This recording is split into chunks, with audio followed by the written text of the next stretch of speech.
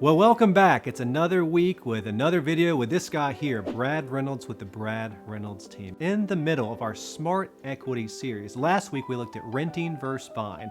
And while there are plenty of pros to renting, today we want to tell you about the things you can do if you own with the equity in your house. It's a great problem to have. How do you get equity? Equity is the value of the house less the loan that you owe. That difference is what you've got in your house.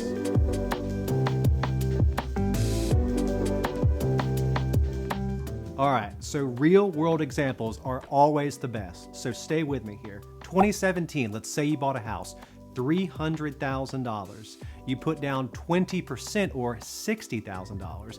The loan is $240, the down payment is $60, you got a house worth $300. Now fast forward 5 years and the house has appreciated 25%. Must be a crappy market, not the Nashville market because we're going a lot faster than that. Now you have new equity of $75,000 or a house worth $375. You also have a loan that was originally $240 and you've paid off $35 of it, giving you a loan of $205,000. So stay with me here. A house of $375, a loan of $205 gives you new equity of $170,000. This is great. This is amazing. So what do you want to do with it? Well, you could do nothing. You could just keep paying your mortgage every month, living your life, doing your thing, checking out. Great.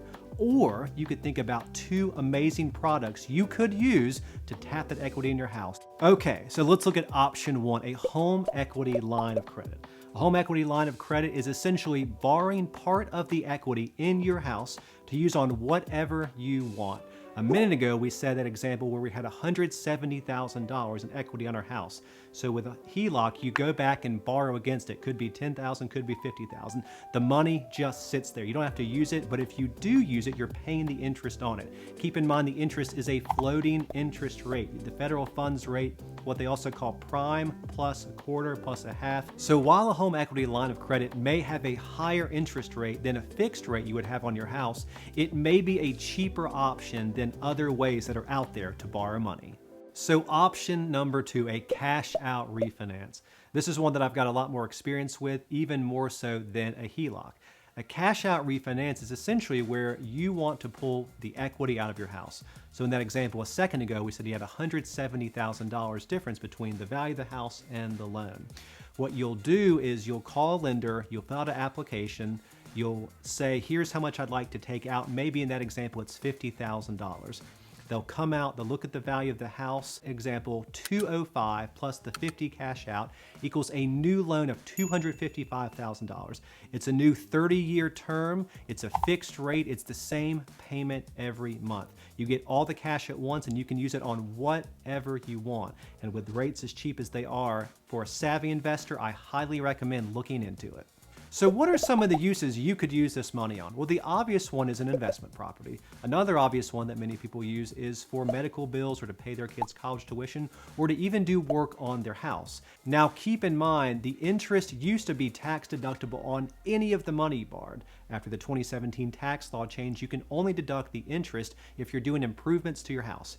So if you're building a pool, adding on a new garage, a bedroom on your house, cool, deduct the interest. If you're going out and buying a rental property or investing in syndication, note the interest you pay you cannot deduct. Kind of sucks, but it is what it is, and until they change the law, that's what it'll be.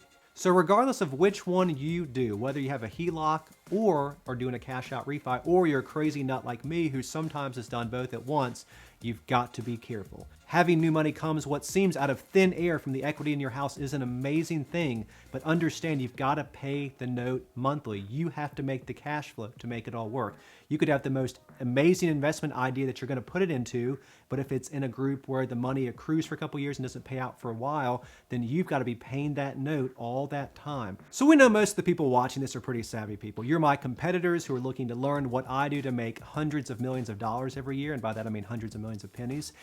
And we know you're just looking to learn more about real estate in general, but be careful. Don't go out and do something crazy and tell your wife or husband, well, that guy Brad on the Think Brad channel told me to do it. Be careful, safety's the name of the game. And as always, whether you're thinking Nashville, thinking Murfreesboro, thinking Franklin, thinking crypto, thinking business, whatever you're thinking about, always make sure you're thinking Brad. Our number and our contact info is below as usual. Make sure to reach out when you're ready to buy or sell. We're always around.